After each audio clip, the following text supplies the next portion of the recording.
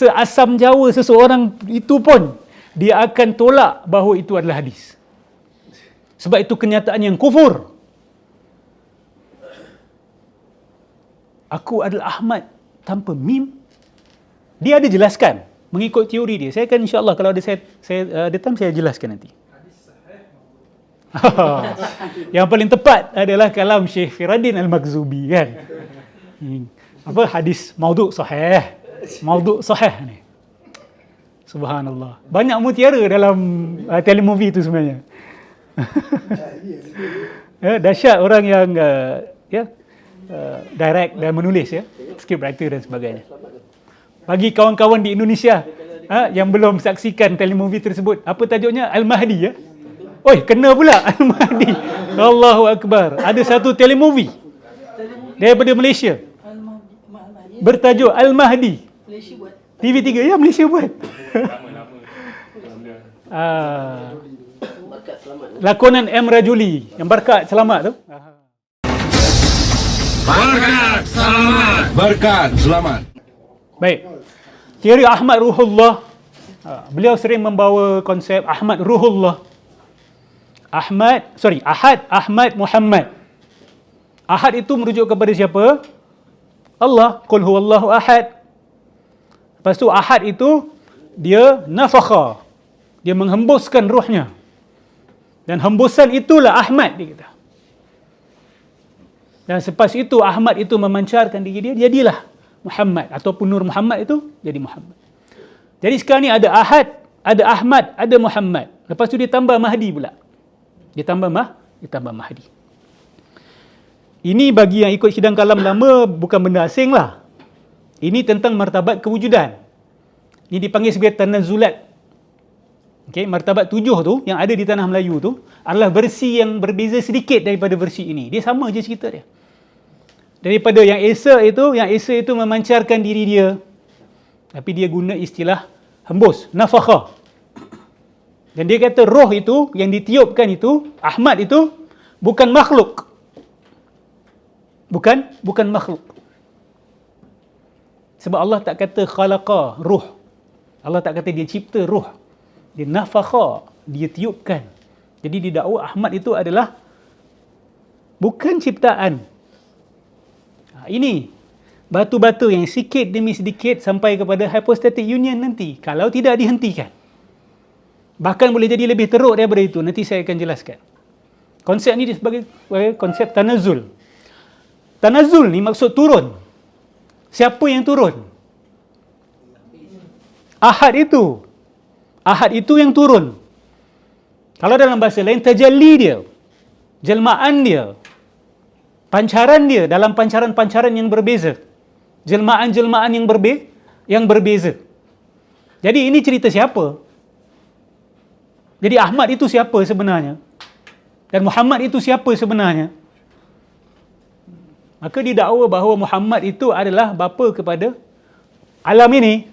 Bahkan dia kata jelas-jelas bahawa daripada Nur Muhammad itulah terpancarnya 4 unsur. Bagi siapa yang ikut kuliah Fadail Al-Batiniyah kami, kamu akan tahu bahawa itu kalam batini. Golongan Syiah Ismailiyah yang kata begitu. Daripada Nur Muhammad lah terpancar alam ini, khususnya 4 unsur itu. Air, api, tanah dan udara. Angin. Dikatakan yang sama oleh Ar-Razi Hashim. Sebab tu saya kata ajaran Syiah Ismailiyah ini, dia bukan benda asing di tanah Melayu. Cuma ada sebahagian orang tidak mahu menerimanya. Dia tak terima Ibn Arabi membawa pemikiran Ismailiyah. Sebab dia selama ini menginginkan Ibn Arabi menjadi seorang sufi sunni. Itu angan-angan dia. Angan-angan dia inginkan Al-Jili ini sebagai sunni. Tetapi mereka bukan sunni. Mereka bukan Asy'ariyah. Tapi kita in denial. Ini perangai in denial. Tak boleh terima hakikat. Enggak, mereka kami juga sama ke, aliran kita sama. Semuanya digabungkan sekali. Padahal aliran ni adalah aliran-aliran yang tidak boleh digabungkan. Minyak dengan air. So ini akidah apa? Ini akidah hakikat Muhammadiyah, akidah Nur Muhammad. Dan beliau ada lukis, satu lukisan. Tengah tu kita kata Ahad, lepas tu ada Ahmad, lepas tu luaran Muhammad, lepas tu dia kata apa tau? Semua ini adalah sosok Nabi Muhammad. Jadi ini bukan daripada satu kegelinciran beliau yang saya ambil dan saya besar-besarkan. Tidak. Ini adalah satu idea seragam yang coherent. Satu idea yang sempurna sebenarnya. Ini bukan kegelinciran lidah. Kalau kegelinciran lidah kita boleh maafkan.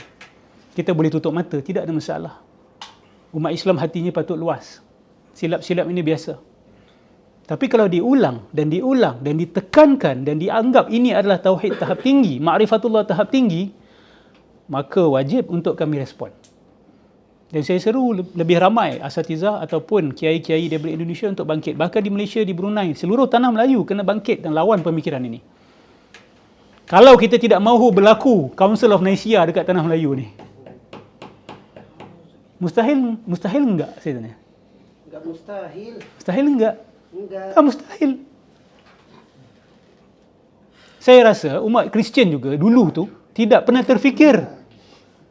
terfikir bahawa akan berlaku Trinity itu. Akan berlaku satu council sehingga menjadikan Trinity itu sebagai akidah rasmi. Tidak mustahil berlaku di tanah Melayu. Ada sahaja kerajaan-kerajaan di tanah Melayu yang menjadikan kitab Insan Kamil Al-Jili itu sebagai kitab kerajaan. Cuba bayangkan kalau kitab itu tersebar kepada kerajaan-kerajaan lain, akhirnya menjadi alliance dan menjadikan kitab itu sebagai antara sebahagian dari perlembagaan, bahawa itu dimasukkan dalam akidah. Akidah hakikat Muhammadiyah ni tiba-tiba menjadi akidah induk Ahli Sunnah wal Jamaah. Adakah mustahil saya tanya? Tidak mustahil menjadi akidah induk sesebuah negara yang mendakwa sebagai negara Islam. Dia tunggu fatwa keluar saja, dirasmikan. Inilah aliran Ahli Sunnah wal Jamaah di tanah sekian-sekian. Antara doktrinnya adalah pegangan hakikat Muhammadiyah adalah sebahagian daripada Islam.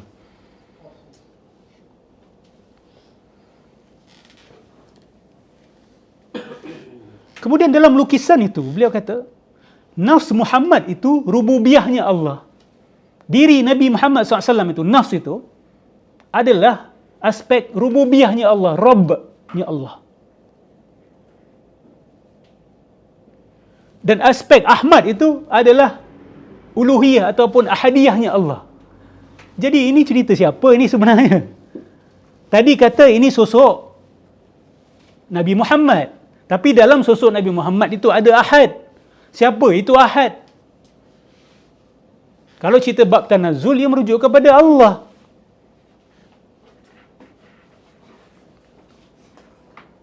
Apa dalil-dalil yang beliau gunakan? Okey. Ini saya nak ulang banyak kali. Sebab apa? Sangat mudah untuk pendengar yang mendengar ceramah-ceramah beliau menjadi terkaburi. Dikaburkan pemikiran mereka kerana apa?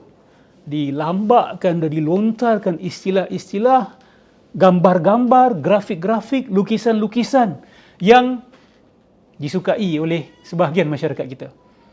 Istilah-istilah yang pelik bagi sebagian orang, yang dianggap tinggi.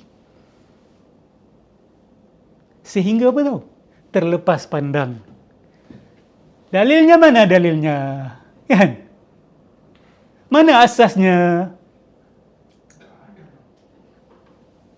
Enggak ada. Nanti saya jelaskan bagaimana beliau cuba menyelamatkan hakikat itu. Hakikat apa? Di mana Nur Muhammad ni sebenarnya tidak ada dasarnya. Tengok apa jalan keluar yang beliau kedepankan nanti. Jadi hati-hati saya minta para pendengar. Bila seseorang penceramah itu membawa sebuah teori dan mencampakkan istilahat-istilahat, jangan lupa tanya. Nanti dulu, mana dalil Quran dan sunnahnya?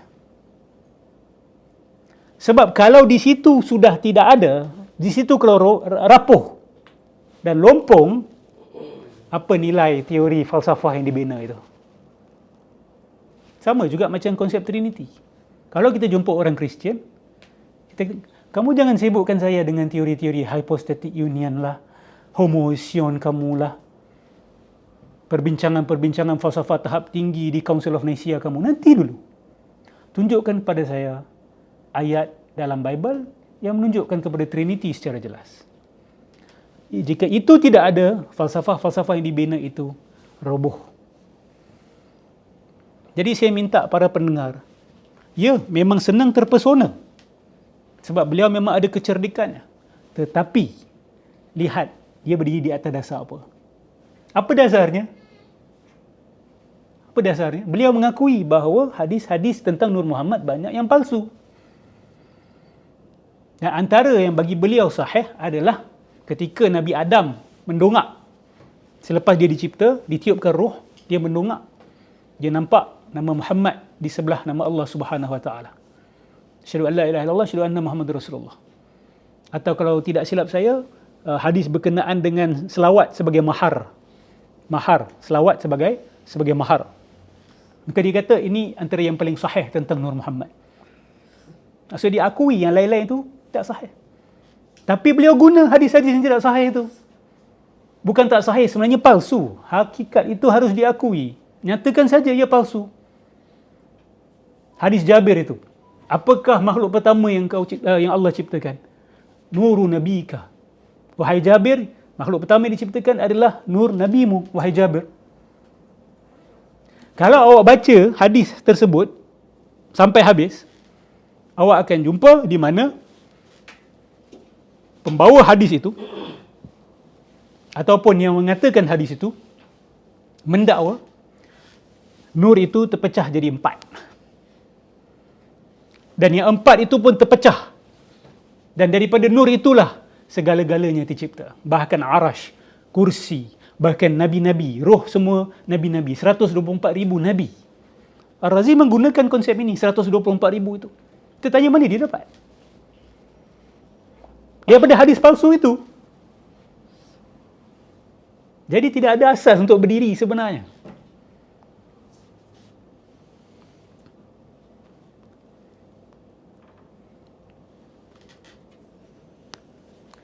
Baik. Lagi satu, dia tak kata dia okey. Tu saya kata dia cerdik, ya. Dia cerdik sedikitlah. Ana Ahmad bila mim wa Arab bila ain. Aku adalah Ahmad tanpa mim dan Arab tanpa ain. Ahmad buang mim jadi apa? Ahad. Arab buang ain jadi Rabb. Apa yang beliau kata? Kalam-kalam seperti ini, beliau tak dakwa ia hadis. Kalau ini bukan hadis, ana tu merujuk kepada siapa? Aku adalah Ahmad tanpa mim. Ana tu merujuk kepada siapa? Nak pusing pun agak-agak lah. Kan? Bukan semua orang yang bodoh melihat video ceramah-ceramah ini. Ana itu merujuk kepada siapa? Kepada Muhammad. Kalau kamu membuat sebuah kenyataan yang mengatakan bahawa ana itu merujuk kepada Muhammad, maka itu hadis. Kamu jangan cuba melarikan diri mengatakan ini bukan hadis. Dalam kenyataan lain beliau kata, oh ini semua kalam-kalam ilhami. Bukan Quran, bukan sunnah, kalam-kalam ilhami. Ilham tu siapa bagi? Siapa bagi ilham? Sama ada Allah ataupun malaikat. So apa bezanya? Kamu mendakwa kalam ini daripada Allah ataupun malaikat. Sama teruknya bang. So tak boleh lari. Ana Ahmad bila mim ni, ada tak khilaf bahawa ini hadis palsu? Di kalangan ulama hadis. Seasam Jawa seseorang itu pun, dia akan tolak bahawa itu adalah hadis. Sebab itu kenyataan yang kufur. Aku adalah Ahmad tanpa mim. Dia ada jelaskan mengikut teori dia. Saya akan insya-Allah kalau ada ada time saya jelaskan nanti.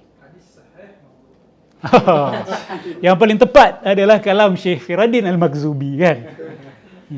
Apa hadis maudhu' sahih. Maudhu' sahih ni. Subhanallah. Banyak mutiara dalam telemovie itu sebenarnya. Dahsyat orang yang direct dan menulis ya, script writer dan sebagainya. Bagi kawan-kawan di Indonesia yang belum saksikan telemovie tersebut, apa tajuknya? Al-Mahdi ya. Oi, kena pula Al-Mahdi. Allahu Akbar. Ada satu telemovie daripada Malaysia bertajuk Al-Mahdi. Malaysia buat. TV3 ya, Malaysia buat. Bakat selamat. Lakonan M. Rajuli yang berkat selamat tu. Bagus itu untuk seluruh umat Nusantara. Untuk orang di Singapura, ya, geng-geng makrifat Singapura pun dah mengganas juga sekarang ni, Ustaz. Siap ada tuduh saya hantar jin kat dia. La haula wala quwata illa billahil azim. Lepas tu yang dengar tu tak percaya. Lepas tu ada tanya saya, betul ke Ustaz hantar jin? Kalau anda bijak, anda tanya dia dulu, apa bukti yang jin tu daripada saya? Mungkin dia tengah khayal ke? Dia tengah zikir hu ke? Kan? Dia tengah fana ke? Dia tengah halusinasi ke? Dia tengah mimpi ke? Ada macam-macam kemungkinan. Ni tak, bila dia dakwa nodros hantar jin pada aku. Yang kat bawah tu semua 2 kali 5 dol keropok tak? Lepas tu siap tanya saya, betul ke Ustaz hantar jin? Itu bukan soalan yang betul. Soalan yang betul pergi tanya dia dulu. Apa bukti itu jin? Saya yang hantar. La ilaha illallah. Senang hari ni kan nak tuduh-menuduh kan. Court pun tak tahu nak buat macam mana kan. Saksi sila panggil jin yang berkenaan kan. La ilaha illallah. Okey. Makrifat Singapura pun tengah berganas sekarang ni, tengah bangkit. Berlaku kebangkitan. Kita akan lawan, tetap lawan kan. Lawan tetap lawan. Okey. Dan insya-Allah kebenaran akan menang. Okey. Dan baguslah bila mereka-mereka ni semua bangkit dan menunjukkan perangai mereka, insya-Allah orang akan nampak. Orang akan nampak betul lah apa yang Sidang Kalam cakap selama ni tentang sikap geng-geng makrifat ni. Lepas dah tunjukkan. Kan? Yang lain pun dah tunjukkan sifat-sifat mereka. Yang Batinia Singapura pun nak ikut juga. Makrifat Singapura pun nak ikut perangai yang sama juga. Bagus. Show yourself. Saya sangat mengalu-alukan kedatangan anda semua. You are welcome. You are truly welcome. Through you, Allah will show the truth. Through you, Allah will show the truth. So, makrifat, geng-geng makrifat Singapura ke Brunei ke Indonesia ke, saya jemput saksikan. Ya, telemovie Al-Mahdi itu. Bila beliau menyampaikan isu Ahmad bila mim dan Arab bila ain ini, bagi saya itu tanda beliau ni tidak terkawal, sudah tidak mampu mengawal diri lagi. Okey. Dia sudah langgar garisan merah.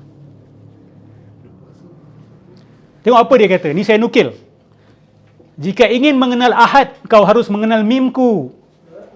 Ini bahasa halusnya. Bahasa kasarnya ada bang. Kita setor dulu. Ini modus operandi mereka.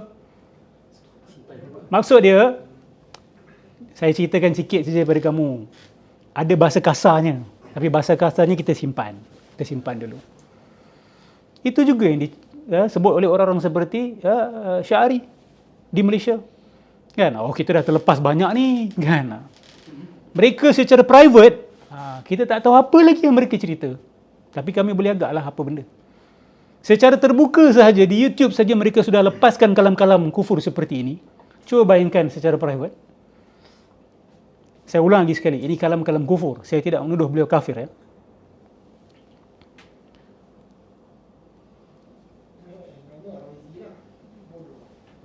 Apa? Ar-Razi. Allah. Nama alim kabir, Ash'ari. Ar-Razi. Ma hasal ya Razi? Tak apa, kita doakan beliau kembali insya-Allah. Saya yakin beliau akan jadi aset kepada Ahli Sunnah wal Jamaah di tanah ini.